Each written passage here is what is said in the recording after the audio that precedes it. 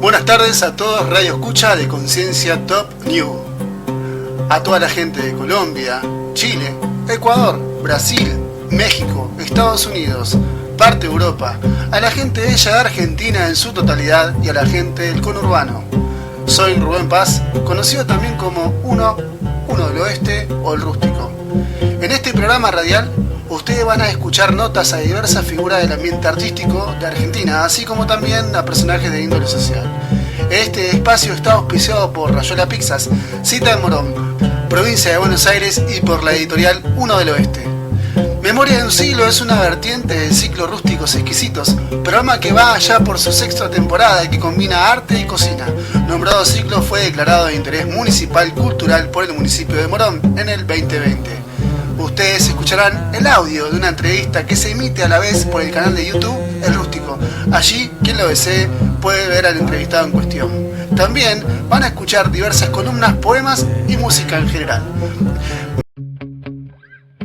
614 días de lucha, de Carlos Garay, ya disponible en PDF.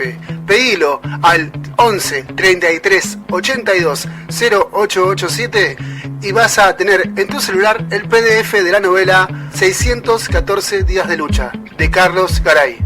Pedilo al 11 33 82 0887 y vas a tener en tu celular el PDF de la novela 614 días de lucha. Auspicia Memoria de un siglo, Rayuela Pizzas, Santa Teresa 3953, Morón. Variedades en pizzas y empanadas. Espacio Cultural Rústico, Morón Sur, provincia de Buenos Aires. Eventos, muestra de arte y otras expresiones artísticas. Hacer realidad tu sueño. En Editorial 1 del Oeste publicamos tu libro ya. Editorial 1 del Oeste. Cura de obra, diagramación, difusión, corrección, registro, ISBN, diseño gráfico interior y exterior, novelas, poemas, ensayos, cuentos, relatos, tesis, manuales para todo tipo de ciclos y cursos. También revistas. Contactanos a nuestro WhatsApp 11 33 82 0887. En Facebook Rubén Paz. Instagram 1 del Oeste. Tu libro, tu legado.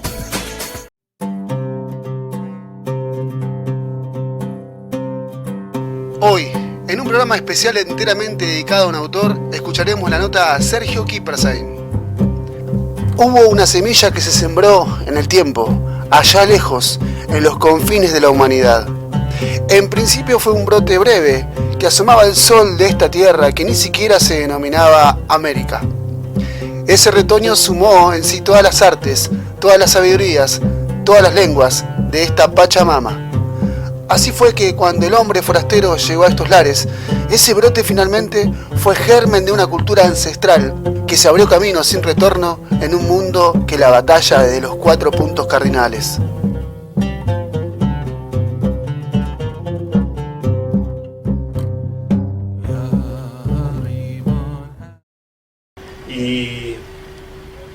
Y con alegría porque ayer las abuelas encontraron al nieto 131, así que prefiero destacar las cosas de alegría, las cosas que nos hacen avanzar, porque tenemos muchas penas.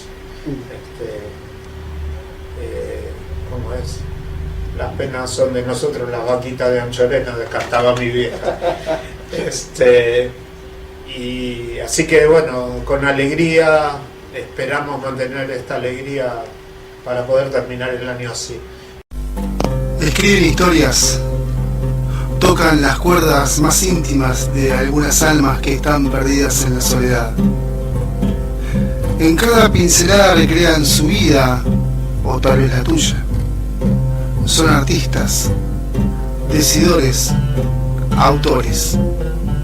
Autores que tienen algo para contar y alguien que los escucha atentamente. Rústicos Exquisitos presenta Memorias de un siglo.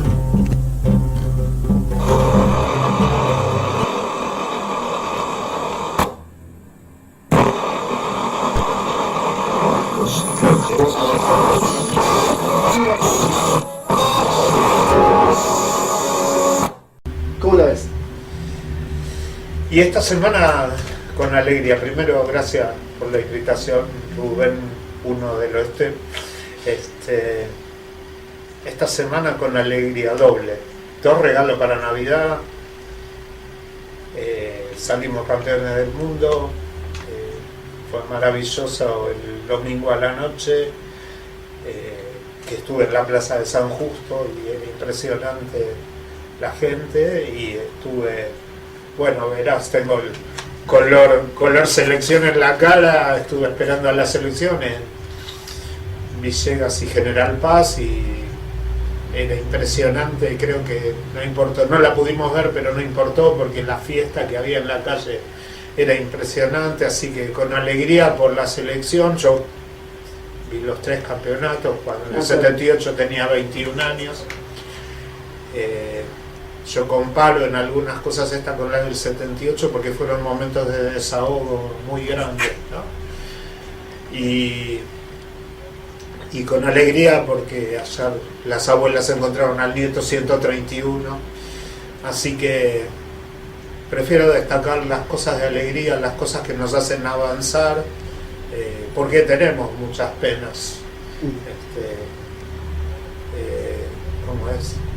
Las penas son de nosotros, las vaquitas de Anchorena, cantaba mi vieja.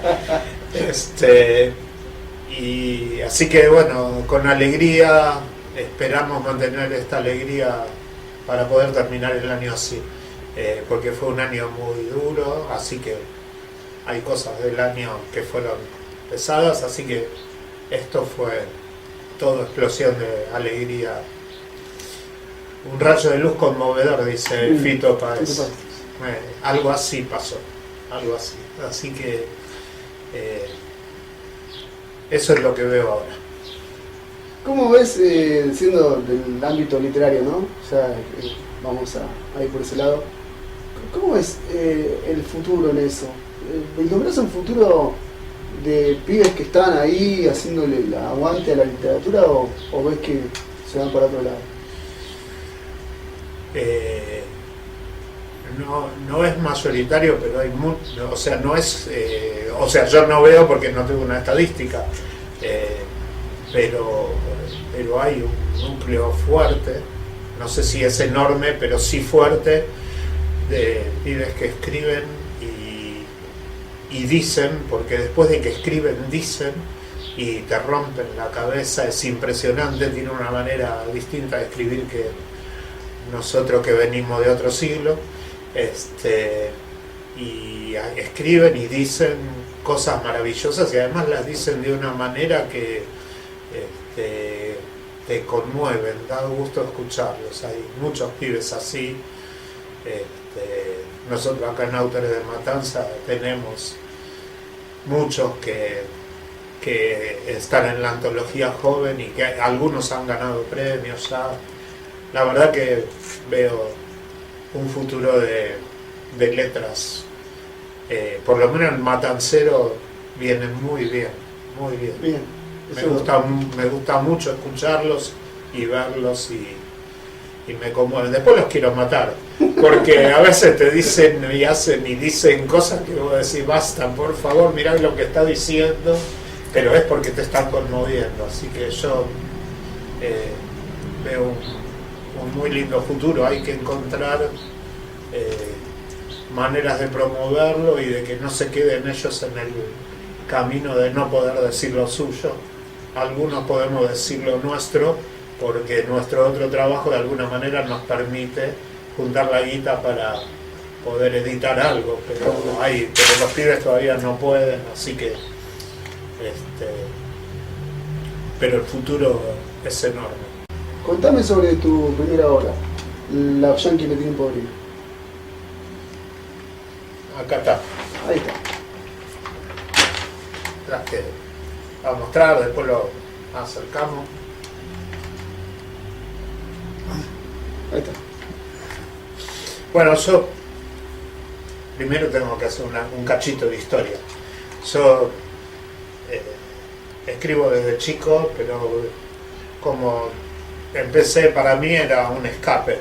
La escritura era un escape, así que escribía, a veces escribía para joder a mis viejos, a mi hermana, pero en algún momento en un trabajo que tenía, yo laburaba en recreación, en educación para el tiempo libre, y nos dicen, bueno, les vamos a convocar a varios talleres para que ustedes tengan elementos para laburar mejor, así que quien quiera, acérquese. Tenemos varios talleres y entre otros taller literario. ¿Con quién? Elsa Isabel Bornemann. Yo me moría. Así que mi primer taller formal fue con Elsa Isabel Bornemann. Después, por diferentes circunstancias, fui a estudiar psicología social y veníamos leyendo y trabajando sobre la locura y el arte, que es el libro de entrevistas de Vicente Citolema a Enrique Pichón Rivière, Conversaciones sobre la locura y el arte, con algunas anécdotas maravillosas, bueno, que sería muy largo de contar ahora, pero como la de cómo les cagó el aniversario del surrealismo, los 100 años del surrealismo a los franceses, todo eso fue de Pichón Rivière, fue bárbaro, pero el tema es que en la escuela de psicología social yo estaba en segundo año y dicen, bueno, siguiendo esta línea de análisis vamos a hacer un ensayo, vamos a hacer una prueba, así que como parte de su formación en psicología social vamos a hacer un taller que va a durar este año, al final duró 2 años, con Vicente Citolema. Vicente Citolema falleció hace poco, para mí fue un maestro en muchas cosas. Me acuerdo una vez que visitó el instituto donde yo laburo junto con Hervé de Bonafini, y una de las cosas que él decía era: sean generosos con las ideologías. Qué importante que me pareció eso. Pero además lo había visto en muchas cosas y en el taller. Y ya en el taller Vicente te dejaba 1 metro de altura. Cada encuentro del taller quedaba flotando 1 metro de altura. No sabías qué hacer con todo lo que te dejaba. Y yo ahí sí empecé a escribir más y empecé a guardar, y todo lo que vengo armando viene de ahí. Y este libro, Los yanquis me tienen podrido, casi todo es fruto de ese taller, de que fui escribiendo cosas. Había escrito un cuento que es el primero, que se llama Detective Privado, porque tenía ganas de escribirlo por mi cuenta, así que, como me señaló un amigo, Gabriel García, ese cuento es como un poco más atrasado, tiene un relato distinto, una forma de relato distinta al resto del libro, y muy distinto al último, que es Los yanquis me tienen podrido. Y casi todo menos Los yanquis me tienen podrido. Los yanquis me tienen podrido salió de unas vacaciones con mi hijo, que se había llevado un yo-yo para jugar y practicar él, porque quería aprender a manejar el yo-yo. Estábamos en el campamento y en un momento me dijo: está bueno como arma esto, ¿no? Sí, si te vuela. Le empecé a contar los campeonatos de yo-yo y cómo la gente quedaba destrozada y nosotros se nos volaba el yo-yo en el medio del recreo y le pegabas a alguien. Dije, sí, está bueno, qué sé yo. Y empecé a imaginar cosas que en el libro obviamente están distintas, y a la noche escribí, y a la mañana estaban unos amigos en la carpa de al lado, les leí a todos la primera parte, y después les dije, esto no está terminado. A las mañanas siguientes me levanté y lo escribí. Después vienen las correcciones, pero sí, digo, tienen un origen en Vicente y otro origen, como también en la novela, algunas partes tienen un origen en conversaciones con mi hijo, con Federico. Así que y bueno, lleva el título del último cuento, de Los yanquis me tienen podrido, que a todos nos tienen podrido por diferentes cosas, y acá el que relata el cuento en algún momento dice por qué los yanquis lo tienen podrido, pero lo vamos a reeditar, así que si quieren saber por qué lo tienen podrido, cuando lo reeditemos. Qué buena noticia eso. ¿Cómo lo vamos a reeditar?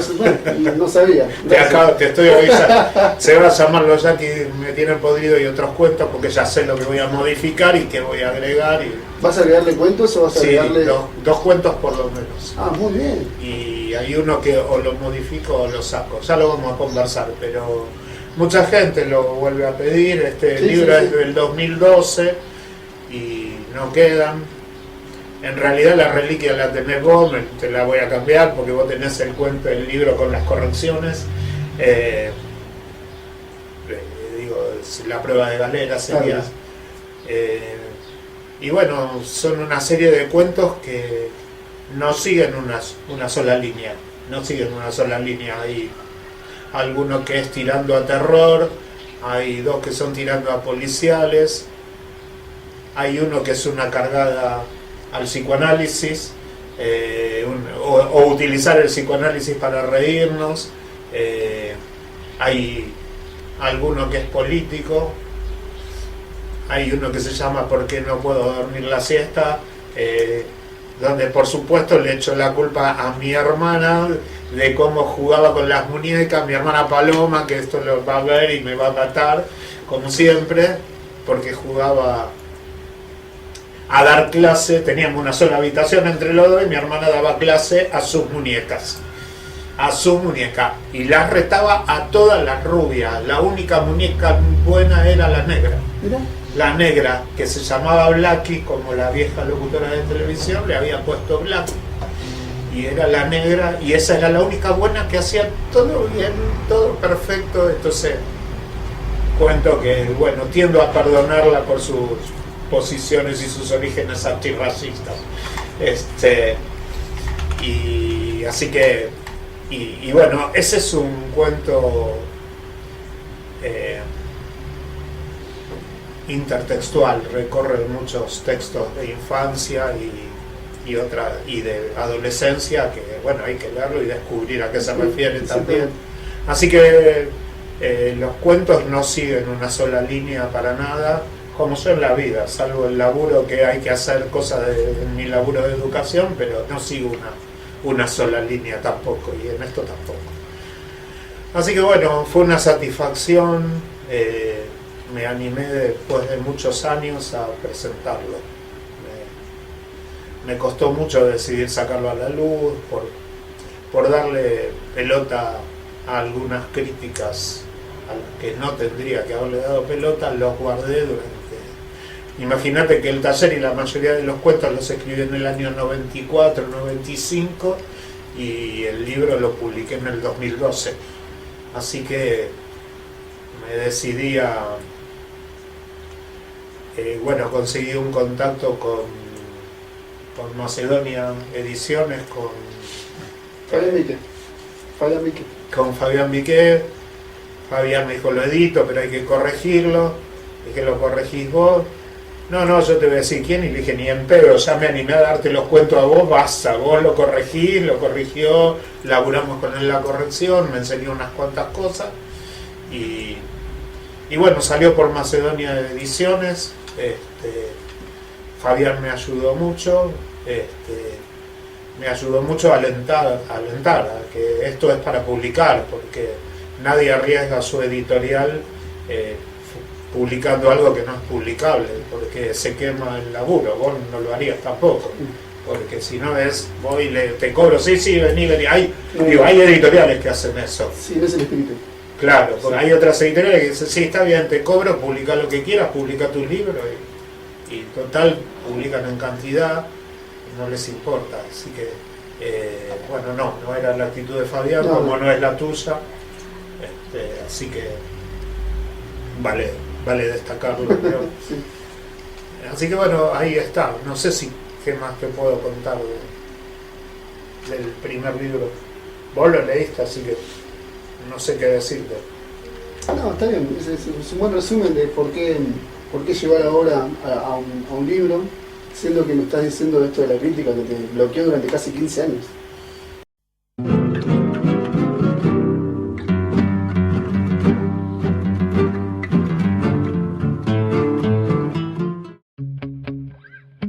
...614 días de lucha, de Carlos Garay, ya disponible en PDF.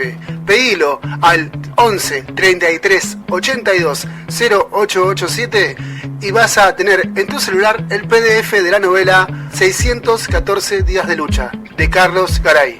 Pedilo al 11 33 82 0887 y vas a tener en tu celular el PDF de la novela 614 días de lucha.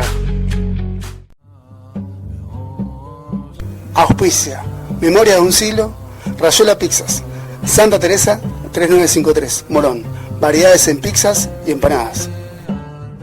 Espacio Cultural Rústico, Morón Sur, Provincia de Buenos Aires. Eventos, muestra de arte y otras expresiones artísticas. Hacer realidad tu sueño. En Editorial 1 del Oeste publicamos tu libro ya. Editorial 1 del Oeste. Cura de obra, diagramación, difusión, corrección, registro, ISBN, diseño gráfico interior y exterior, novelas, poemas, ensayos, cuentos, relatos, tesis, manuales para todo tipo de ciclos y cursos. También revistas. Contactanos a nuestro WhatsApp 11 33 82 0887. En Facebook Rubén Paz. Instagram 1 del Oeste. Tu libro, tu legado.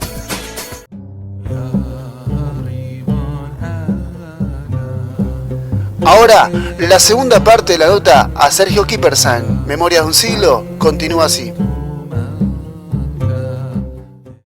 94 a 2012, sí. Sí. Eso es interesante de saberlo. ¿El bloqueo? ¿Por qué tanto bloqueo? Yo tendría que contar algunas cosas de mi vida privada respecto a quienes hicieron la crítica y de qué manera y cómo aparecieron, que prefiero no hacer alusión a las personas que dijeron lo que dijeron, pero a mí me frustró mucho en ese momento. Ahora digo a los escritores nuevos, ya lo dije varias veces, no le den bola a nadie. Si hay alguien que con buena onda viene y te ayuda a desarrollar tu camino, tu estilo, es una cosa. En realidad a gente que yo quería mucho le mostré mis escritos y la respuesta. Yo no pedía que nadie me haga una crítica literaria, sino que alentaran. Mira, lo que uno espera es que a la gente que te quiere, que crees que te quiere, que te diga, te aliente a seguir escribiendo sabiendo que te gusta escribir. No, la respuesta fue: no me gusta cómo escribís. Y bueno, fue una respuesta de mierda, porque yo no te estaba pidiendo una crítica literaria. Y bueno, por circunstancias de mi vida privada de ese momento, lo guardé hasta que me separé de la madre de mi hijo, y ahí en realidad no tiene nada que ver esto con lo anterior, no es el relato, pero eso implicó que yo tuve un desarrollo y una visión muy independiente de muchas cosas en ese momento, que me permitió volver a leer lo que había escrito, porque lo tenía todo en cajas, todo guardado en cajas, y dije, ya tengo que volver a leer. Y por supuesto seleccioné qué cosas no están. Hay cosas que no están acá. No, hay cosas que no están acá. Hoy me acordaba de una pintada en San Miguel.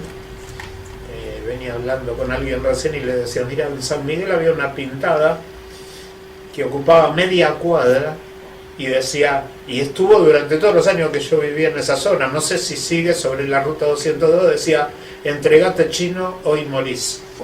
Y yo empecé un cuento policial con eso. Bárbaro. Empecé un cuento policial. Ahora, algún día a lo mejor lo retomo, porque es muy difícil. Encajonarte en un estilo es muy difícil. No lo pude seguir. Así como la novela que empecé sobre mis dos amigos desaparecidos, Beto Goodman y Diego Toffé, está tan inconclusa como la historia de saber dónde están ellos, ¿no? Y no la pude seguir. Hay cosas que uno empieza y quedan ahí, y otras como esta que... apareció gente que me empezó a alentar, que empezó a leer junto conmigo de nuevo esto, y les cayó bien y me impulsaban y me ayudaban. Una compañera de laburo un día me dijo, Sergio, no te voy a corregir más porque vos escribís distinto. Y cuando me dijo, vos escribís distinto, dije, qué bueno, es uno de los mejores elogios que me pueden hacer. Es un estilo. Sí. Tiene que ver con el estilo, de escribir distinto. ¿Distinto a quién? No, ella decía distinto a todos. Sí, claro, eso lo completó cuando hicimos la presentación del libro, y la presentación la hizo Carlos Escliar, y Carlos en ese momento dijo algo que yo no sabía de mí, que decía que ya en ese momento estábamos con las canciones del CD, entonces Roberto Diet iba cantando las canciones y las íbamos presentando junto con el libro, y Carlos dijo que una de las cosas más difíciles para un escritor es encontrar su propia voz, y dice, y vos la encontraste. Y yo transpiré frío porque no podía creer lo que estaba escuchando. Yo lo que quería era que mis amigos conocieran. Hubo 70 personas en la presentación de este libro, que eran amigos y compañeros de trabajo y familia, y Fede y un amigo suyo, Marcos, custodiando, así cruzado de brazos, custodiando la mesa de los libros y después vendiéndolos. Así que fue como que se fue creando un ambiente alrededor de la creación del libro. Los cuentos ya estaban y corregidos alrededor de la creación del libro, un ambiente alegre, acogedor, de compañeros y amigos que acompañaban, y festivo. Fue muy lindo, y eso me ayudó, me hizo muy feliz, y eso fue, rompí con toda la crítica, metete la crítica en el trasero, listo. Le mandé el libro a la persona, a la otra no, porque falleció. No, pero el día de la presentación del libro estuvo una de las dos personas que me hizo la crítica, a él sí lo voy a nombrar, un amigo de ese momento, Marcelo Reguito, volvió y vino a la presentación del libro, que además ese día a la noche festejé mi cumpleaños y estuvo conmigo y estuvo acompañando y aplaudiendo, como que cambió de actitud, y eso fue muy valioso también, ¿no? Porque fue actitud, no vino a decirme, che, lo que te dije hace, no importaba, no, vino a estar. Sí. Así que, bueno, eso es todo lo que rodeó el libro y todo lo que rodea a esta cuestión, que lo digo para los chicos, pero los más chicos ya se están mostrando, por suerte, a esta cuestión que es que cuando uno muestra lo que escribe, muestra su vida, sí, muestra su vida interior, muestra pedazos que antes no había querido mostrar, y eso también implica animarse. Mirá que te voy a decir esto, mirá que te digo, yo digo que los Yankees me tienen podrido, lo pongo en la voz de un personaje, pero porque a mí me tienen podrido, obviamente. Entonces, bueno, eso, se creó una cosa muy linda que acompañó y que me viene acompañando en las otras dos cosas que presenté, que es gente que acompaña y llena de afecto la presentación, ¿no? Entonces eso ayuda mucho para decir, bueno, puedo seguir escribiendo, que me banque, todavía hay gente que me banca. ¿Cuál fue tu primer escucha de tango de chiquito o de adolescente? No, vos me pediste que traiga cosas, pero yo no podía traer todos los discos de mis viejos. Tengo 8 carpetas de cuero, cada una con discos de pasta, que como sonaban en 78 revoluciones por minuto, tienen un tema de cada lado. Y mi vieja se había mandado a hacer se llamaban combinado, que era así alto, grandote, con una tapa que se levantaba, tenía una radio de onda corta y de onda larga, válvula, y un plato que giraba y un parlante gigante abajo, y ahí se ponía música, así que ponían música todo el tiempo, tango, folclore, música clásica, y mis viejos, que los dos eran militantes del PC, tenían además que los tengo ahí como reliquias, algunos discos de la orquesta del ejército soviético. Pero yo no sé cuál fue el primero que escuché, pero sí te puedo decir cuál es el que yo recuerdo fuertemente, y que desde esa época lo retomo, alguna vez lo puse en Facebook, porque y los dos que más recuerdo, el otro ya era en 33, pero uno era el que yo escuchaba de chiquito, Pugliese, no me acuerdo del autor ni quién canta en el disco, porque es una de esas raras cosas en que a veces uno no se acuerda ni del autor ni nada, pero sí del músico. Con Pugliese te acordabas del músico. En el tango pasa mucho eso, que te acordás más de los músicos. Sí. Y el tango se llama No juegues a la guerra. ¿Sí? No juegues a la guerra, te vete de mi barrio. Y habla de por qué no hay que jugar a la guerra. Es precioso el tango, cómo lo desarrolla, cómo lo describe. Me acuerdo las dos primeras frases, después lo podemos buscar, lo encuentran fácil en YouTube. Y ese me impresionaba porque yo tengo viejos europeos que vinieron de Europa entre guerras, antes de la Primera Guerra Mundial, vinieron acá, pero que dejaron sus familias allá, así que era muy fuerte la impronta de no a la guerra, siempre fue muy fuerte. Después voy a contar algo de algo que tengo ahí que también tiene que ver con esto del no a la guerra. Así que ese fue el primero. Después un tango que me impresionó mucho y que es muy poco conocido, es un tango de María Elena Walsh que se llama El 45. Que cuando habla de que cuando la vida vino en tacos altos, le canta a la hermana, ¿te acordás, hermana? Y después dice, cuando la vida vino en tacos altos y nos separó, ya no compartimos el mismo tranvía, solo nos reúne la buena de Dios, dice María Elena. Después podemos hablar 20.000 tangos, pero digo, esos dos son como que me marcaron porque tenían que ver con esto de que sí se habla de lo social desde el tango. Claro, claramente. Está yendo al otro lugar. Claro, que justamente me marcaron en eso. Después hay para desarrollarlo, porque lo revisamos y lo trabajamos mucho con Roberto Guiep, que es mi compañero del CD. Hay un libro de Ricardo Horvat,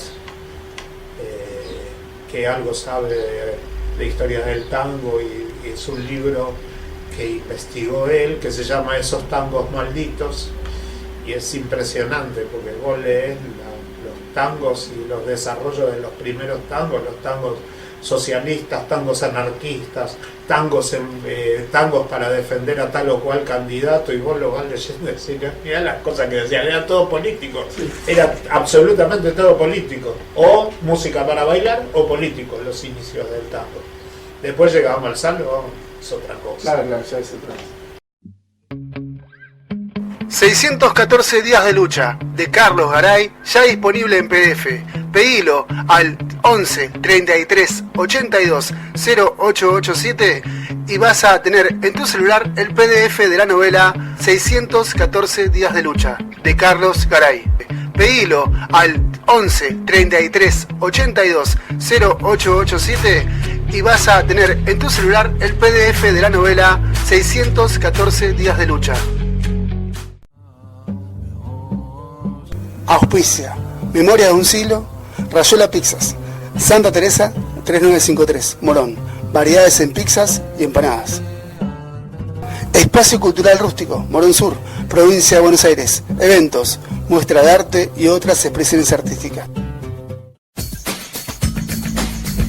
Hacer realidad tu sueño. En Editorial 1 del Oeste publicamos tu libro ya. Editorial 1 del Oeste. Cura de obra, diagramación, difusión, corrección, registro, ISBN, diseño gráfico interior y exterior, novelas, poemas, ensayos, cuentos, relatos, tesis, manuales para todo tipo de ciclos y cursos. También revistas. Contactanos a nuestro WhatsApp 11 33 82 0887. En Facebook Rubén Paz. Instagram 1 del Oeste. Tu libro, tu legado.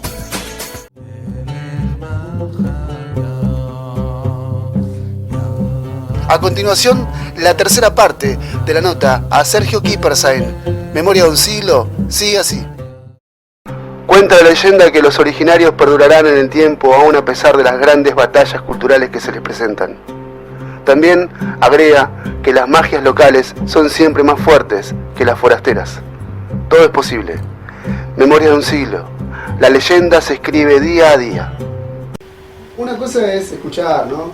Tango, qué sé yo, y otra cosa es escribirlo. ¿Y cómo te animaste a escribir letra de tango? Porque, ¿sabes por qué te pregunto esto? Porque me llama la atención que yo soy de la vieja escuela, ¿no? Esto de, yo jamás me atrevería a escribir una letra de tango porque para mí es algo como inmaculado, ¿viste? Escuchando Goyeneche, más o menos escuchamos lo mismo. Y ya meterme en un lugar donde tenga que expresar eso, ya a mí no me saldría. Escucho tu disco y está bueno, y digo, ¿cómo llegaste vos a...?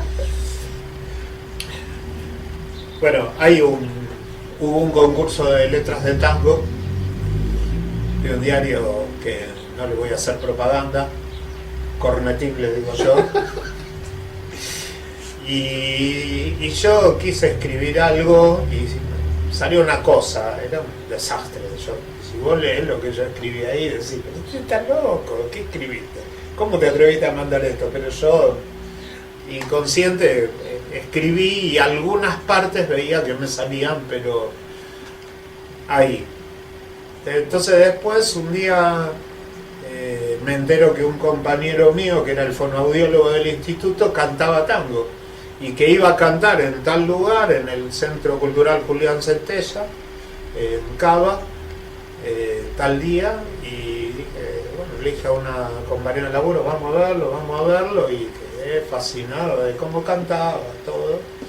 Y entonces volví un día al laburo, le saqué a esa cosa que había escrito algunas partes que estaba seguro que lo convertían en cosa, y se lo mostré. Y me dice, mira, te voy a decir algunos tips, hace tanto tiempo, tiene que durar tanto tiempo, hace falta algunas cosas de la métrica y del decir que son de tal o cual manera, qué sé yo. Dije, bueno, voy a ver qué me sale. Una semana después se lo traje corregido con los tips que él me dijo. Me dice, ¿me dejas que me lo lleve a mi casa? Y sí, ¿qué voy a hacer? Llévatelo. A la semana llegó al instituto de nuevo con la guitarra y me dice, vení. Los pibes estaban en la puerta del aula esperando a entrar, que yo le diera clase, y nos veían con la guitarra, ¿viste? Y estaba cantando, a mí se me caían las lágrimas escuchando que había algo que yo había escrito en música, que era el primer tema del disco, que se llama Pa' mi barra. Para mí el disco, si me das a elegir ahora, pensado, se tendría que haber llamado así, el disco se tendría que haber llamado Pa' mi barra. Eso lo hablamos mucho con Roberto. Y es como que me quedó la impronta de pensar la música y la métrica. Yo tengo, las primeras veces que mostré alguna poesía, se las mostré a Ponzo, que era el presidente de la SADE del Oeste, era el papá de una compañera mía de la facultad, y Ponzo me dijo, tenés muy buen sentido del ritmo interno, ¿no? Que es como yo leo, me habrás escuchado leer las poesías, yo las leo no marcando el final, sino que las leo en función de cómo creo que es el ritmo de esa poesía, como yo la escribí. Y ahí me quedó eso del ritmo y la métrica, el ritmo, la métrica y la rima son cosas que te enseñan en la secundaria. Yo tuve muy buenos profes en la secundaria, entonces eso lo tenía más claro.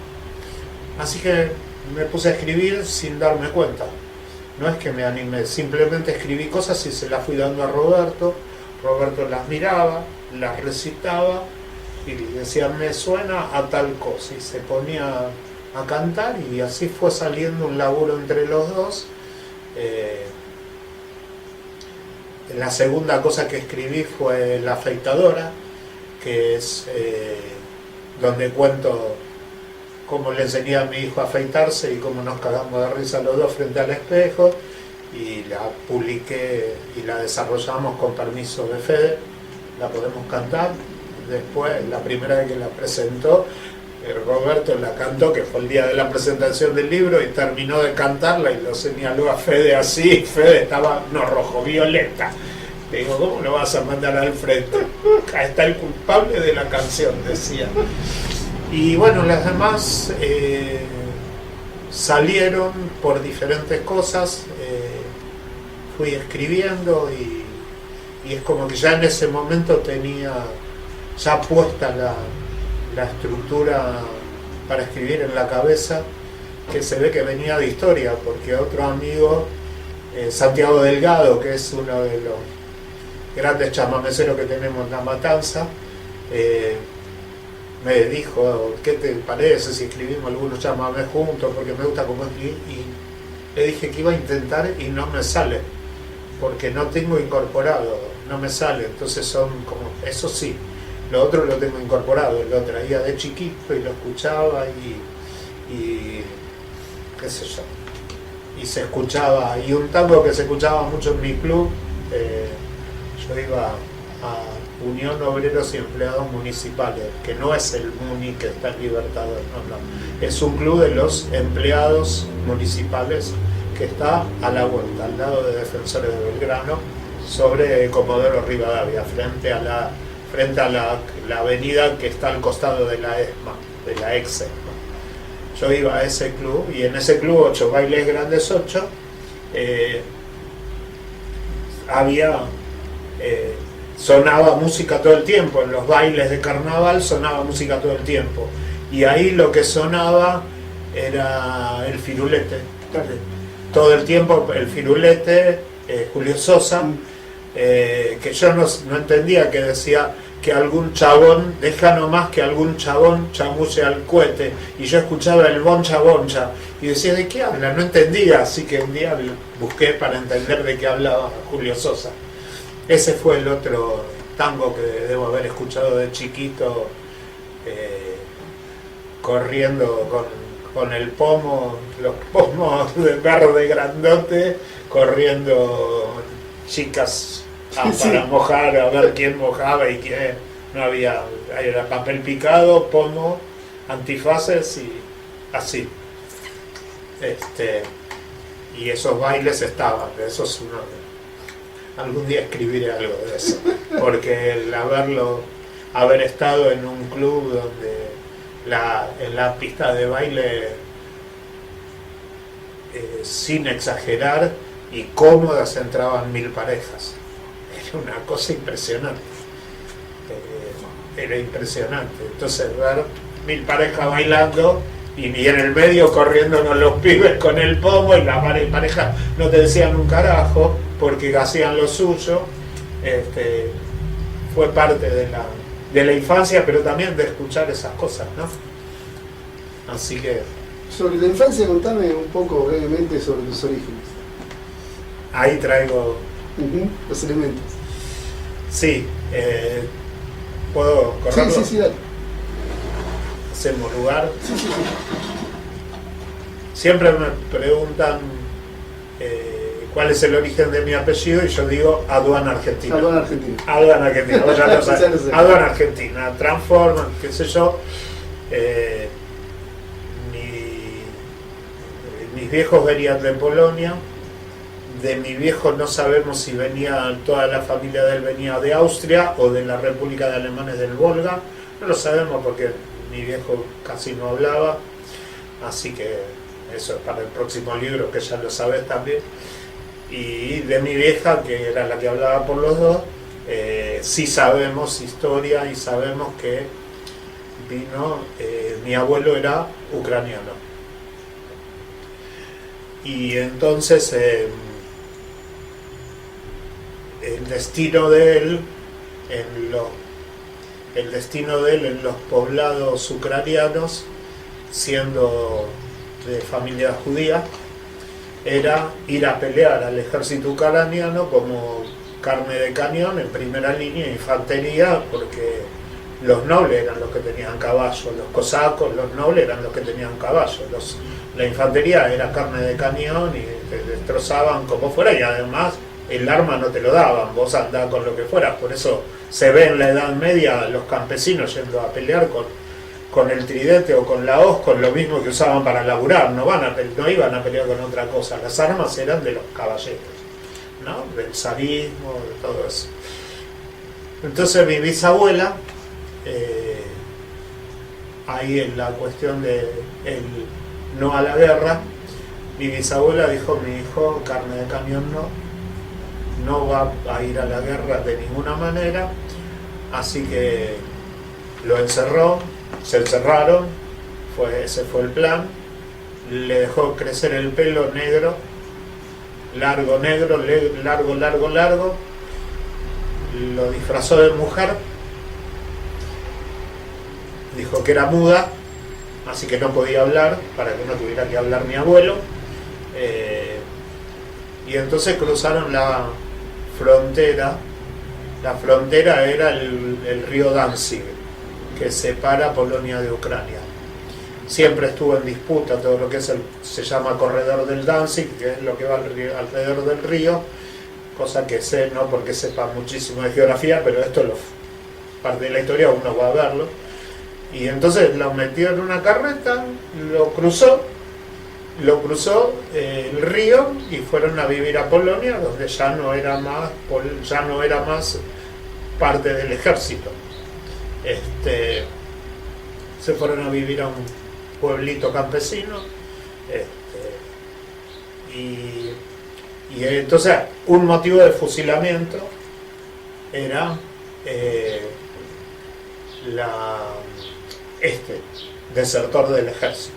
El otro motivo de fusilamiento era el que voy a mostrar ahora, que era que como eran servidumbre, eran siervos todos, porque todavía era Edad Media, feudalismo. O sea, después se pregunta por qué la Revolución Rusa fue primero ahí. Digo, el campesinado era todo feudalismo, era todo propiedad del zar. Nada era de ellos, nada era propiedad de nadie, por lo tanto no se podían llevar nada. Y ellos se trajeron esto, que es un pedazo de lata cobreado, que está acá. Necesita que traiga algo. Esto es un samovar. Para los rockeros que van a veces a la Boca al samovar de Rasputín, y si no lo vieron, esto es un samovar que lo utilizan en toda Europa del Este, porque con esto lo que hacen es mantener el té caliente. Acá en el medio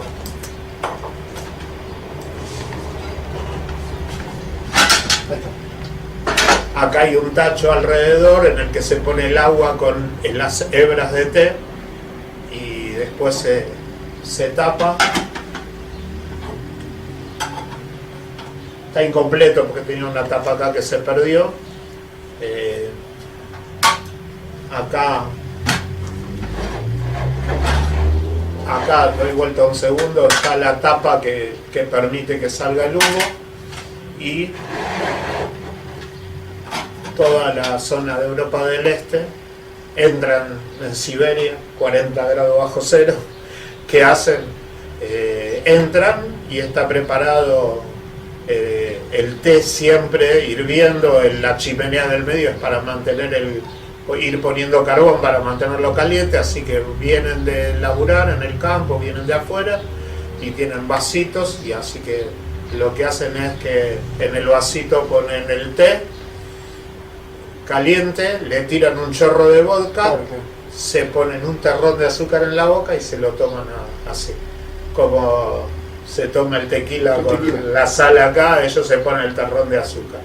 Así que bueno, este es un pedazo de historia, porque se trajeron algo que era propiedad del zar, claro, lo pasaron a Polonia, y de Polonia lo trajeron en el barco, que mi hermana encontró que el barco es el Alzamora. Lo trajeron en el barco y se vinieron a vivir para acá. Se fueron a vivir a una zona de conventillos, que hoy es zona de lujo, que es Libertador y Congreso. Y eso era todo conventillos, porque eran las zonas aledañas a lo que eran las quintas de Belgrano, y ahí vivían los laburantes de las quintas. Así que mi abuelo vendía peinetones y mantillas en la playa, que estaba casi cruzando Libertador, porque todo lo que es River, barrio River, los clubes son tierras ganadas al río, no había nada ahí. Así que bueno, de ahí después ellos se vinieron a vivir acá. Mi vieja cantaba en un coro, en el coro del Teatro Ift, en el centro, y se ve que mi viejo quedó prendado de ella y se animó a decirle algo de lo poco que hablaba, le dijo que la historia de la familia me permite que la acompañe a su casa, señorita. Somos fragmentos que se van armando de otros que a su vez también son fragmentos que se arman. Así, con esa constitución fundamental, vivimos y por añadidura, la realidad que nos toca transitar nos hace ser y hacer eso de lo que estamos armados. Memorias de un siglo, células que se repiten infinitamente. Y uno construyó la vida acá. Yo nací acá, nací ahí en el límite entre Núñez y Saavedra. No, yo nací en Saavedra. Yo vivía cerca, muy cerca del Parque Saavedra, no del que está sobre la General Paz, sino de otro Parque Saavedra que está más adentro, cerca de lo que era la cancha de Platense, cerca de la casa de Goyeneche. En esa zona nací yo, en Superí y Ramallo. Ahí mis viejos alquilaban hasta que, en una época en la que no existían ni los intereses, ni la indexación, ni nada, mi viejo pudo comprar un departamento de 2 ambientes más el living, uno para mi viejo, otro para mi hermana y para mí, un living y la cocina y baño. Pudo comprar eso con cuotas fijas, Wow. sin intereses, sin indexación, nada. Todo eso de cuando yo era chiquito, nada que ver con todo lo que ocurrió del año 75 en adelante, del Rodriguegazo en adelante. Para los que quieran estudiar historia o refrescar historia. Así que bueno, eso es. Fui a la escuela de Saavedra, a la escuela Félix de Azara. Ahí me enteré que fue uno de los primeros naturalistas de Argentina, Félix de Azara. Y la señorita de 4º grado, Amanda Peñón de Alonso, nos hacía escribir, como digo yo, nos hacía escribir a destajo. Y yo escribía y escribía y escribía. Y fue la primera que me alentó, porque llamaba a mis viejos para mostrarles lo que yo había escrito y decirle que me alienten. Así que de ese nombre es la que me alentó, maestra de 4º grado. La repito, Amanda Peñón de Alonso, no me la olvido. Te iba a preguntar justamente por qué te acordás el apellido, todo el nombre completo, ahí está, esa es la consecuencia. Sí, para mí era, no sé, evidentemente, viste que uno hay cosas que no se acuerda de la infancia, pero para mí evidentemente en ese grado yo debo haber sido feliz. Está bueno eso. Por lo menos con eso, yo escribía y ella decía hay que escribir tal cosa y yo escribía. Y hay que escribir tal otra, y como no era tema la vaca, había que escribir composiciones, es así, hay que escribir la composición, así se llamaba la composición, pero yo escribía, tiraba una idea y yo escribía, sin parar. Así que, sí, creo que ese fue el primer aliento y mi primer descubrimiento de que podía escribir. Ay, ay, ay, Pachamama.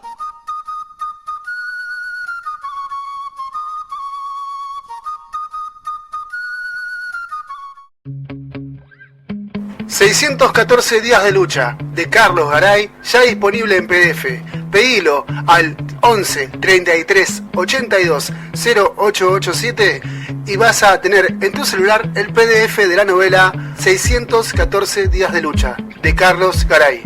Pedilo al 11 33 82 0887 y vas a tener en tu celular el PDF de la novela 614 días de lucha. Auspicia Memoria de un siglo, Rayuela Pizzas, Santa Teresa 3953, Morón. Variedades en pizzas y empanadas. Espacio Cultural Rústico, Morón Sur, Provincia de Buenos Aires. Eventos, muestra de arte y otras expresiones artísticas. Hacer realidad tu sueño. En Editorial 1 del Oeste publicamos tu libro ya. Editorial 1 del Oeste. Cura de obra, diagramación, difusión, corrección, registro, ISBN, diseño gráfico interior y exterior, novelas, poemas, ensayos, cuentos, relatos, tesis, manuales para todo tipo de ciclos y cursos. También revistas. Contactanos a nuestro WhatsApp 11 33 82 0887. En Facebook Rubén Paz. Instagram 1 del Oeste. Tu libro, tu legado. Escuchemos ahora la cuarta parte de la nota a Sergio Kipersain.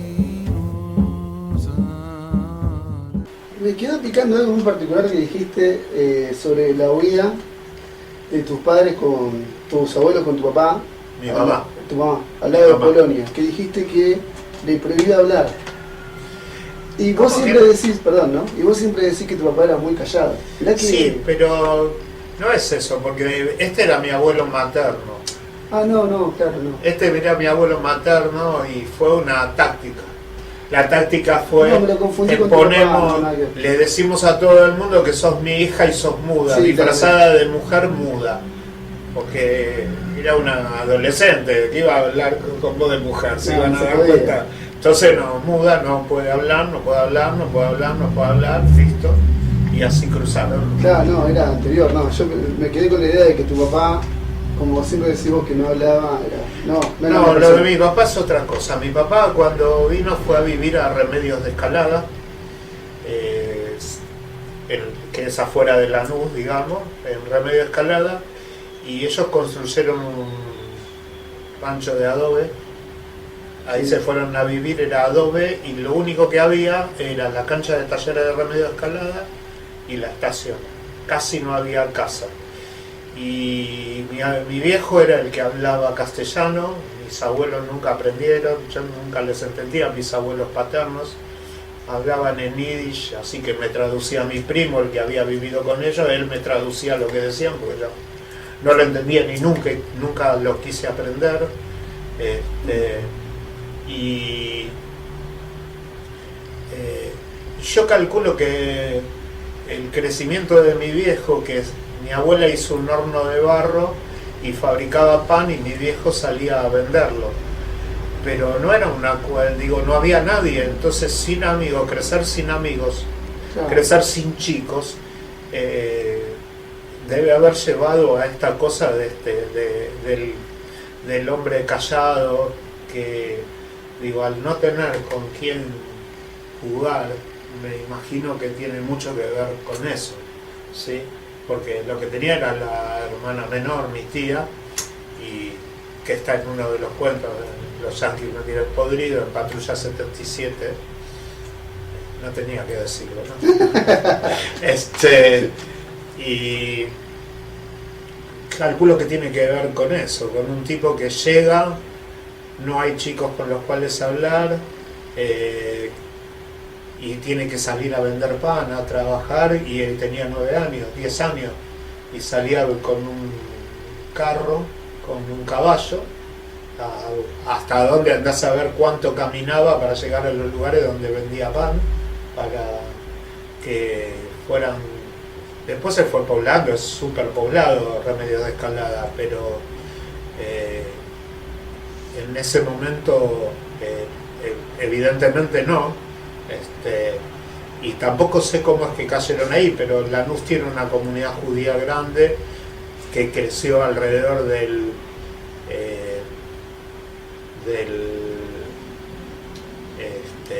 Pérez de Lanús, se llama Pérez con una T antes de la Z, que es el origen real de los Pérez. Los Pérez son Pérez que se sacaron la T en la Inquisición. Claro. Porque ETZ es hijo de, es una de las terminaciones de como Mac, sí, claro, sí. Claro, como Ben en hebreo, Ben. Sí, entonces no sé si es Ben en hebreo o en latino, no sé, que no tengo idea, pero digo, hay varios que y entonces los ETZ con Z se sacaron y no se reconocen porque han quedado mezclados con la Inquisición. Con el Pérez de nuestro. Claro, fueron mezclados históricamente en la época de la Inquisición.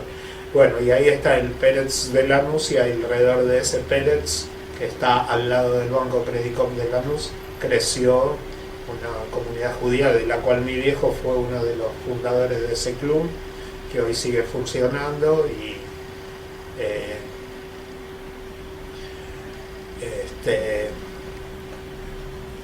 que tiene 1000 historias ahí también. Pero bueno, calculo que lo de mi viejo no hablando tiene que ver con ese origen de llegar y estar muy chico teniendo que laburar y no digo yo, sin amigos a la vista. Es la cuestión de la práctica, ¿no? Esto de todo en práctica. Sí, claro. Que siempre lo decimos, ¿no? Tu padre era esto de... Él no hablaba, la práctica. Claro, había que hacer y bueno, nada. Yo salí un poco más a mi vieja. Sí, evidentemente. Sergio, ¿qué valor le das a la memoria?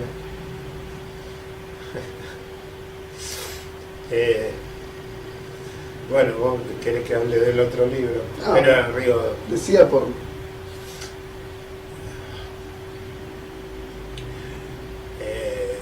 Bueno, son muchos valores. Uno es el social, el político, el pueblo que no recuerda la historia está condenado a repetirla.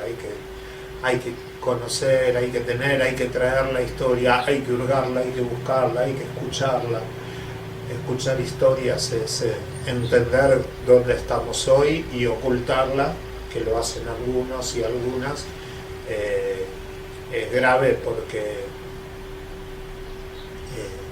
bueno, justamente porque no permiten entender dónde estamos parados, ¿no? Entonces, en lo político, en lo social,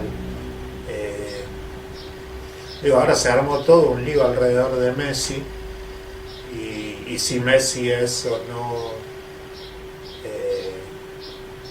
¿cómo era? Si parecía el ícono de la nobleza y la perfección y del bien hablado y qué sé yo, hasta que dijo anda para allá bobo,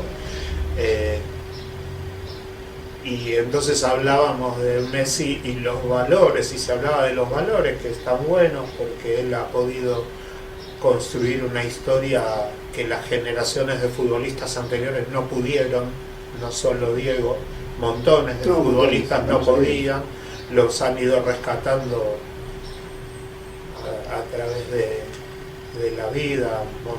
A Monzón, por ejemplo, jugador de la selección, lo fue a rescatar Bocchini porque estaba, él lo cuenta, lo escuché contarlo, estaba separado, caído en la drogadicción, todo, y Bocchini lo fue a buscar, lo sacó de ahí, lo llevó, le dieron un laburo en Independiente. Digo, no es el único Diego el que cayó en las situaciones esas. Y esta generación de futbolistas, muchos de ellos pudieron construir otra vida y está muy buena, la verdad que está muy buena. Pero cuando dicen eso, no dicen la foto de Messi con Estela Carlotto, o no dicen la foto de Messi preguntando dónde está Julio López, ¿sí? Que está él preguntando eso. Entonces digo, no, ¿cuáles son? ¿De qué valor estamos hablando cuando dicen otros valores? Entonces digo, cuando dejamos de lado un pedazo de la historia, o como el otro día en una discusión política, ahora no voy a traer quién, pero decía, cuando hablamos de Eve, que hacía poco había muerto, decía, sí, lo voy a decir, Baradel lo decía. Ahí, fíjate. Continúa. Digo que Baradel decía, voy a decir, Baradel lo decía en el congreso de Suteba y decía, nosotros no miramos un pedazo de la historia, entonces no miramos la foto de Eve con Milani, que la podemos discutir, ver de todo, no, miramos todo Eve junta desde el primer día que dio un paso en la Plaza de Mayo, esa es toda la historia junta. Claro. Porque cuando nosotros recortamos la foto, nos quedamos con esto, como si el que critica tuviera el derecho de criticar y tuviera todas las virtudes morales en sí mismo para decir, yo he sido perfecto a través de mi vida y por lo tanto puedo criticar a todo el mundo. Bueno, me parece que uno de los valores de la memoria es el entender la historia entera y no quedarnos en un pedacito donde cualquiera en la vida trastabilla y se manda cagadas, además, se manda cagadas porque no es que yo aplaudo al Diego drogadicto o maltratador, no es que yo lo aplaudo, yo me enojaba con eso, me enojaba con esa parte de la historia de Diego que es la que lo destruyó. Pero hay muchas otras cosas, entonces no me quedo con un pedacito de Diego, porque tenemos muchas más, que no era hablar de Diego solamente. Digo. No, era, pero digo, usar como ejemplo para... ¿Qué valor le damos a la memoria al entender la historia? En lo personal, ¿qué valor le doy a la memoria? Estoy grande y hay pedazos de la historia mía que se van perdiendo, cosas que me olvido de nombres y me olvido de cosas. Te estaba por preguntar quién era hasta que me acordé de Julio López, porque te estaba por preguntar. Digo, entonces lo personal es que hay pedazos de cosas que se van perdiendo y que yo, algunas que voy recordando, trato de escribirlas para que queden, Sí. Porque si uno a veces no se acuerda de cosas propias, corre el riesgo de no saber quién es uno, ¿no? Yo no quiero que eso me pase y sobre todo no quiero que le pase a mi hijo que no sepa quién soy yo, que creo que ya lo tienen muy claro, para abordar y para acompañarme y también para pelearme y discutirme lo que sea, cosa que saco del padre. Lo de que lo que hay que discutir, si estoy convencido lo discuto y listo. Así que por ahí esos son los valores y por eso lo puse en el título del libro, de la última novela que la editamos con vos, la editaste vos en realidad, la editorial Uno del Oeste, y la de La Dueña y la Memoria y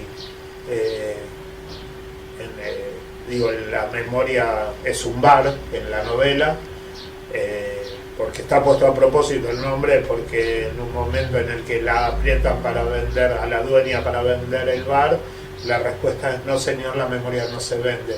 Y ese es el valor, la memoria no tiene que desaparecer, la memoria no se vende. Haremos como hace Ray Bradbury en Fahrenheit 451, ¿no? Creo que es ahí que se van, cada uno se aprende un libro, cuando empiezan a quemar libros los bomberos de la cultura, a quemar libros, cada uno se aprende un libro para recordarlo y mantenerlo vivo. Bueno, si hace falta alguna vez haremos eso. 614 días de lucha, de Carlos Garay, ya disponible en PDF. Pedilo al 11 33 82 0887 y vas a tener en tu celular el PDF de la novela 614 días de lucha, de Carlos Garay. Pedilo al 11 33 82 0887 y vas a tener en tu celular el PDF de la novela 614 días de lucha. Auspicia Memoria de un siglo, Rayuela Pizzas, Santa Teresa 3953, Morón. Variedades en pizzas y empanadas. Espacio Cultural Rústico, Morón Sur, Provincia de Buenos Aires. Eventos, muestra de arte y otras expresiones artísticas. Hacer realidad tu sueño. En Editorial 1 del Oeste publicamos tu libro ya. Editorial 1 del Oeste. Cura de obra, diagramación, difusión, corrección, registro, ISBN, diseño gráfico interior y exterior, novelas, poemas, ensayos, cuentos, relatos, tesis, manuales para todo tipo de ciclos y cursos. También revistas. Contactanos a nuestro WhatsApp 11 33 82 0887. En Facebook Rubén Paz. Instagram 1 del Oeste. Tu libro, tu legado. Para finalizar, escuchemos la última parte de la nota a Sergio Kippersain. Un tango vibra en la noche. Un cuadro al que se le desprenden los personajes en los sueños de la patrona. Dicen cosas, las llenan de sabiduría. Los temblores corporales son normales. El compañero la mima desde la vigilia. Ella, apoderada de las verdades ancestrales, se despierta y hace. Memorias de un siglo, un tango con toques de costumbres milenarias. Está en la canción de León. Sí. Existe hasta estallar, no me acuerdo cómo dice, pero Digo, es eso, es algo que es una parte esencial de nuestra vida, nos mantiene vivos. Y uno no quisiera recortar, lo que pasa que con los olvidos uno a veces recorta pedazos de memoria y cuando estás en una discusión alguien viene y te dice, no, pero esto y lo otro, tenés razón, me olvidé. ¿Te lo olvidaste? Ah, decís que te lo olvidaste, te dicen algunos los discutidores. No, mira, hay cosas que uno no se acuerda, es imposible acordarse de todo. Pero bueno, el valor es ese, el saber quién es uno y el saber quiénes somos nosotros. Es eso, por ahí. Me salió esa frase, me la hiciste decir. Que es ¿no? Ahí lo traje. Ahí está. También acá está la Dueña y la Memoria, no sé si se ve más o menos, que con la tapa que hizo Camila de Lama y que todo el mundo habla bárbaro de la tapa, entonces yo decía, no sabemos si el libro es bueno, pero la tapa es espectacular. Y bueno, caminó bien libro, caminó bien. ¿En qué momento de tu vida lo escribiste? No, pregunto porque es una historia muy bien realizada, es compleja la historia, no es fácil escribir ese tipo de cuestiones. Y todo tiene que ver con esto que decíamos, ¿no? Hace un rato que decías vos, de que cada autor tiene su pedacito de vida en lo que escribe, es obvio. No se puede ser tan abstracto, ¿no? de la obra, no hay forma. Entonces por eso pregunto, ¿en qué momento de tu vida escribiste este librazo? Para mí es un libro... Gracias. Tenía de la barra para la que escribí para mi barra, había un amigo que vive acá en Morón, de este lado de la triple frontera, como les digo yo, que estamos acá en la triple frontera entre Matanzas, Morón y Merlo.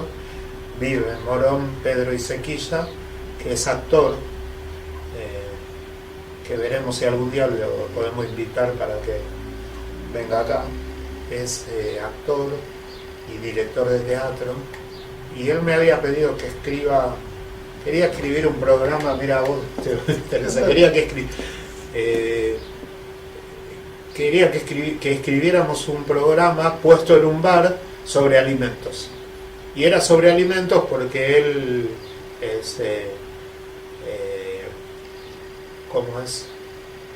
tiene un laboratorio para determinar la calidad de las comidas que vienen en los camiones, en las rutas,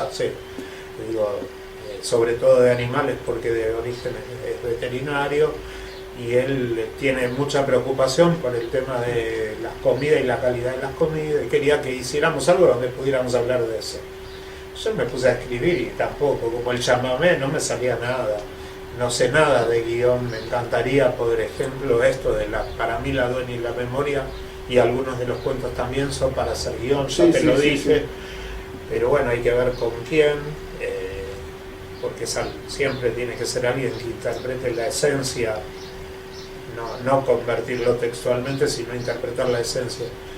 Pero bueno, me quedó dando vueltas cosas que escribí, que empecé y quedaron ahí sueltas.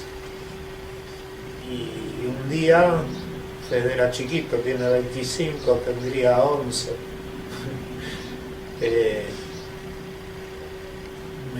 Una mañana me desperté 7 de la mañana y dije, esto. Así fue, esto, como que me desperté soñándolo. Ah, mira. Y entonces agarré, ensillé el mate, me hice unos panes, 7:15 de la mañana, tenía el mate, tenía los panes y me puse a escribir. Y en un momento dije, tengo que despertar a Fede para que desayune. Había escrito 25 páginas. Y digo, tengo que despertar a Fede para que desayune. Eran las 1:30 de la tarde. Escribí 25 páginas en 6 horas, todo metido ahí adentro, tomando mate que cada vez era más tereré, cada vez más porquería, pero yo seguía. Y yo mismo en ese momento no podía creer lo que había escrito, porque ahí vos ya lo leíste cuando describo el bar y lo que ocurre a la noche en el bar. Yo llegué hasta ahí. Hay partes que ahora están incorporadas que las escribí después, pero yo escribí 25 páginas ahí y el tiempo había desaparecido. Yo no podía creer lo que había hecho, porque cuando miré la hora y lo tuve que despertar para almorzar y no para desayunar, y como ella es un descendiente de mapuches, después en las investigaciones me entero que los mapuches reciben información ancestral por medio de los sueños. Y yo lo escribí acá, porque en ese momento lo primero que escribí fue ella tenía los sueños. Y yo no lo sabía, yo lo escribí. Y hay una parte importante de los sueños. Después fue escribiendo partes, sobre todo en los veranos, cosas sueltas, partes que no sabía bien cómo iba a ensamblar, que tenían que estar ahí. Así que yo dije 10 años debo haber tardado. En los 11 hasta los 24 de fe, de 12, 13 años, de escribir partes, de corregirlas, después de ver cómo las iba a ensamblar, porque yo escribí 3 o 4 historias que eran las mismas, pero las escribí como historias distintas y escribí su desarrollo, pero no podía escribir una y después la otra y después la otra y después la otra, porque no tenía nada que ver. Había que ver cuál era la simultaneidad de las 4 historias, así que ese fue un laburo.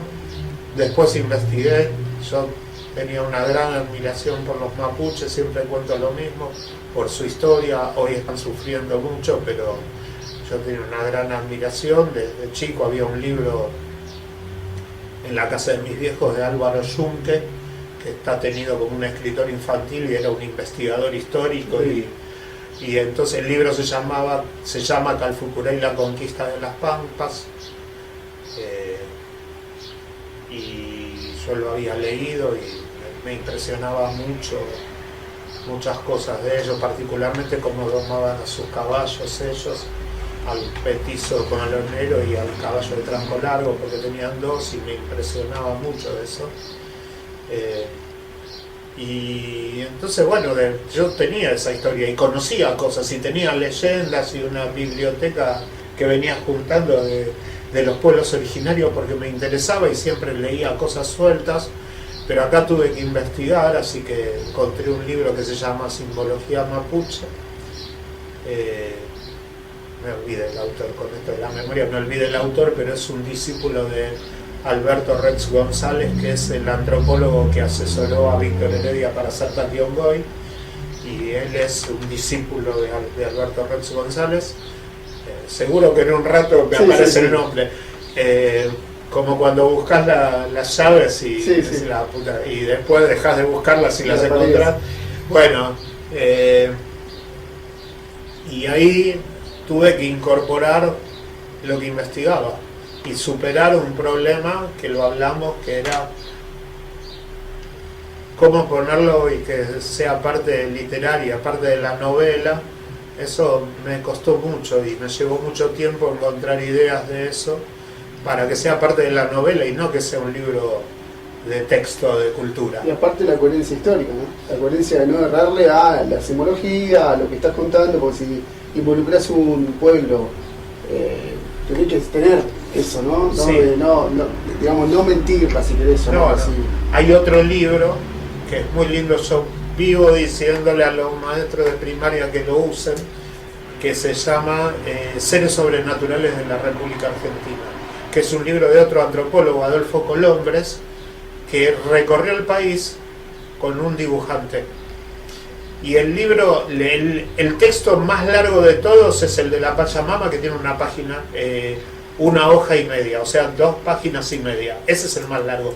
Todos los demás tienen menos de media página, o una página como mucho, donde cuentan la historia de cada uno de los seres sobrenaturales. Y el dibujante lo hizo escuchando a los pobladores. Ellos recogen la historia y el dibujante, con los rasgos que le dicen, dibujó. Así que es muy lindo porque vos lees seres sobrenaturales. Entonces yo puse algunos que no son de los mapuches. con esta idea ecuménica que puse en alguna parte de que el más allá es uno solo, por más interpretación que haya de otros lados. Entonces puse algunos otros que saco de ese libro también y que aparecen en una parte de la batalla cultural, digamos. Claro. Que digo, porque además de este libro trata de representar en parte lo que estamos diciendo hace rato, que es la batalla cultural es muy importante, si no es la principal, es muy importante. Así que con Salto, como no vivimos de la literatura, aunque vos tratás de vivirlo porque le das más tiempo, pero por tu escritura y por tu trabajo editorial, entonces es parte de cómo construís tu vida y cómo te ayuda a vivir. En cambio, yo no vivo de la literatura, soy educador, vivo de la educación, por lo tanto escribía cuando podía. Y por ahí me permite un gusto, que es que yo escribo cuando tengo ganas y no porque una editorial me corre para terminar algo. Cuando me viene la idea, cuando aparece me pasan estas cosas, no paro. Así que bueno, llevó mucho tiempo porque después hubo que ensamblarlo. Después tuve una correctora que trabajó sobre esto, me ayudó a armar el índice. Yo no sabía cómo armar el índice, era un despelote para mí. Lo armó ella en realidad, y durante la pandemia por teléfono fuimos corrigiéndolo, detalles, cosas que ¿qué quisiste decir acá? ¿Qué es esto? Esto no se entiende. Así que eso llevó 2 meses de laburo, de llamadas por teléfono una vez por semana, más el tiempo de que ella lo había leído antes. 2 cositas al final. Sí, porque me debí hoy. Faltaba esto. ¿Qué se supone que es? Primero que nada es un regalo de una persona que quiero mucho, que no la voy a nombrar porque corro riesgo de muerte.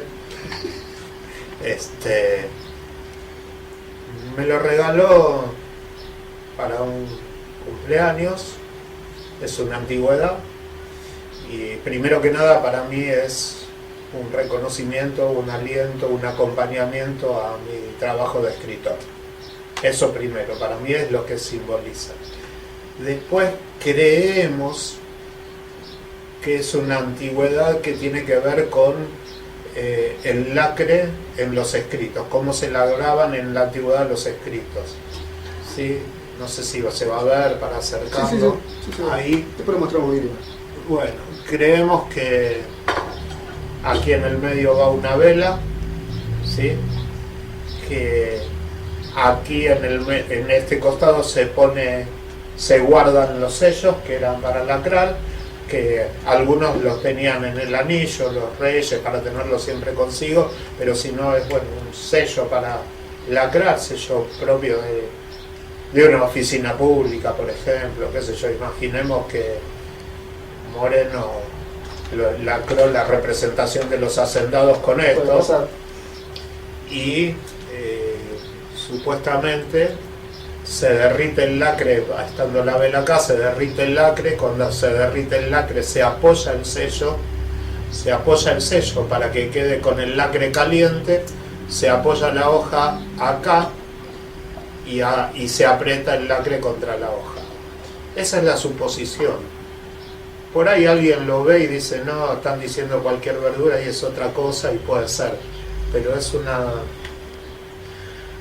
una suposición que es un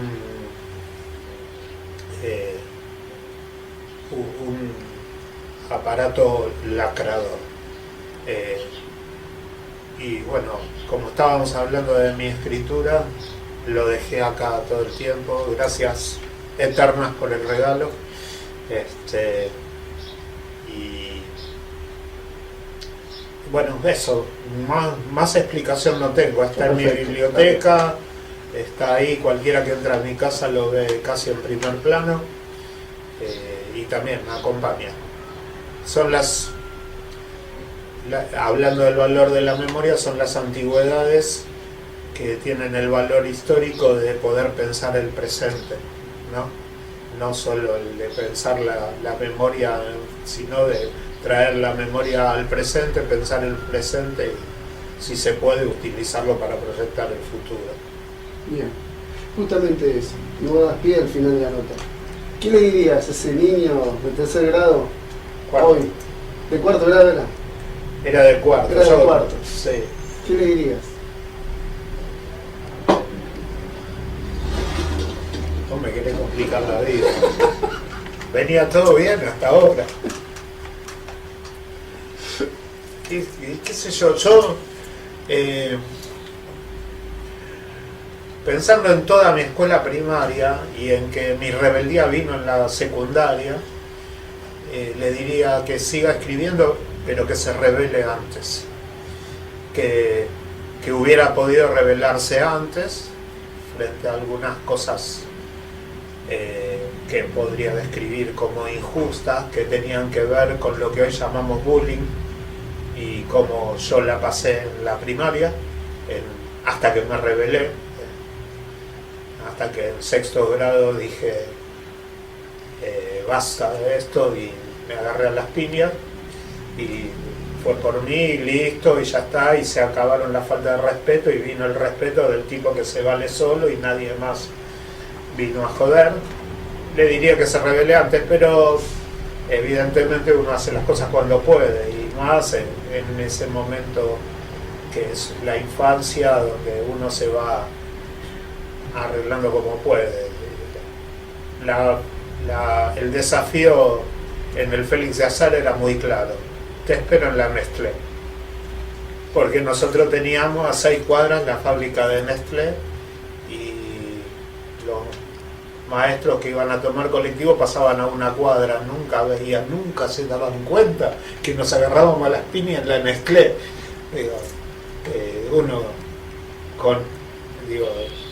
sabe, y si tiene un poco de olfato en la escuela, sabe quién se agarra con quién, sabe cuándo intervenir.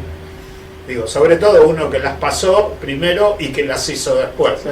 Entonces yo después me rebelé y entonces a mí en un curso me quisieron hacer Don Joda, me quisieron hacer y yo los miraba.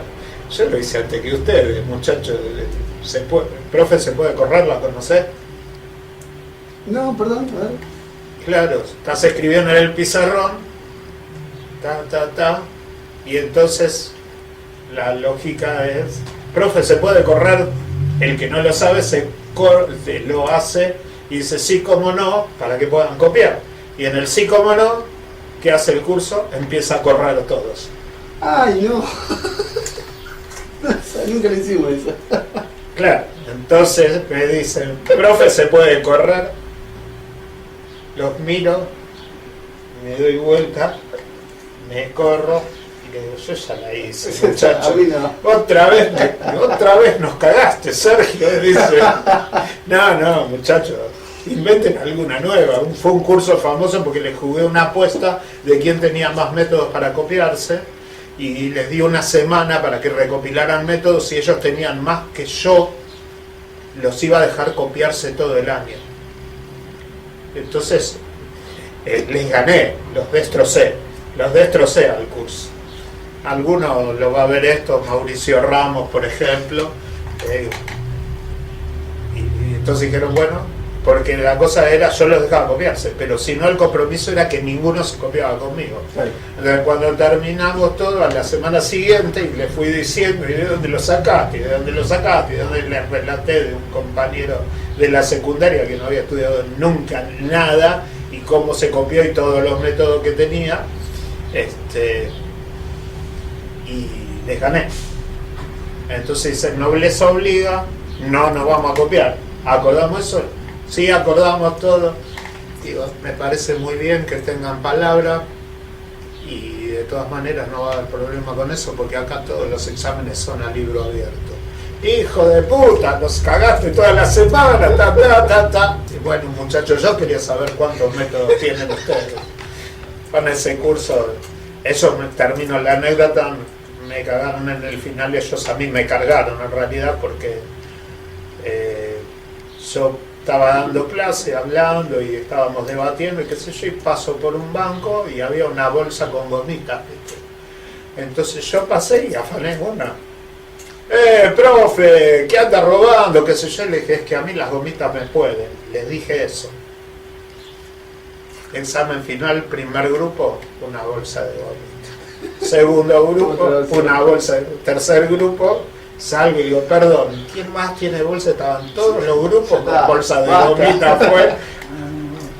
Los aplaudí y le dije, pero basta porque estoy empachado. Muchachos, guárdenselo ustedes. ¿Recordaste el nombre del libro? ¿El nombre del autor del libro? Fiadone. Fiadone es el autor de Simbología Mapuche, el que yo decía que es, dice ahí en el libro que es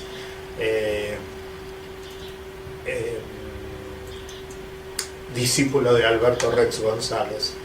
Es muy interesante ese libro porque uno va y compra una guarda, entonces compras una guarda tejida y yo no te lo puedo explicar ahora, pero vas ahí y entendés qué símbolo hay en cada cosa y cómo lo teje.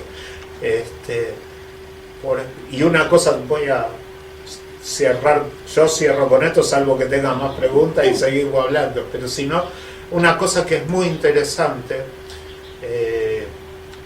los caciques mapuches, los loncos, en el siglo pasado, no sé ahora cómo está esto, pero podían tener varias esposas.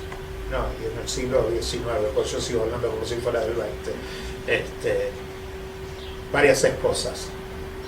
Acá más de uno lo critica, los mapuches, pero esto es de montones de culturas, ¿no? Yo no lo comparto, digo, igual estamos en tiempos en el que estamos aprendiendo muchas cosas de las compañeras feministas y replanteando muchas cosas en revisar en qué nos desconstruimos y en qué podemos desconstruirnos, que no es lo mismo. Pero cada hombre mapuche se destacaba, entre otras cosas, por la habilidad de sus esposas tejedoras. Cuanto más hábiles eran, más jerarquía tenía él, no solo por lo guerrero, sino porque sus esposas, al ser más hábiles, destacaban la jerarquía, que en definitiva era para los dos, ¿no? Y entre todas las cosas, imagínate que están tejiendo, ¿sí? Tejiendo con lanas teñidas de colores, sacadas de vicuñas, porque no había ovejas. Acá no había ovejas en principio, después eran las ovejas. Y entonces el logro mayor de los tejidos mapuches eran los colores tornasolados.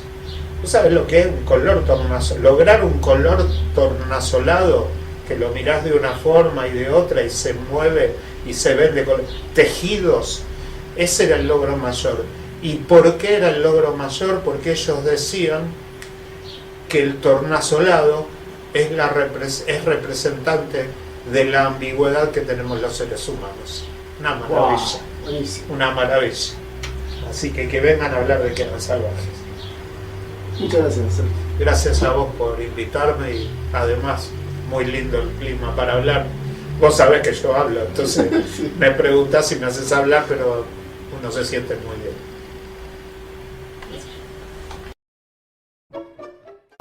Muchas gracias por escuchar este programa. El martes que viene volvemos con más notas, dichos y hechos.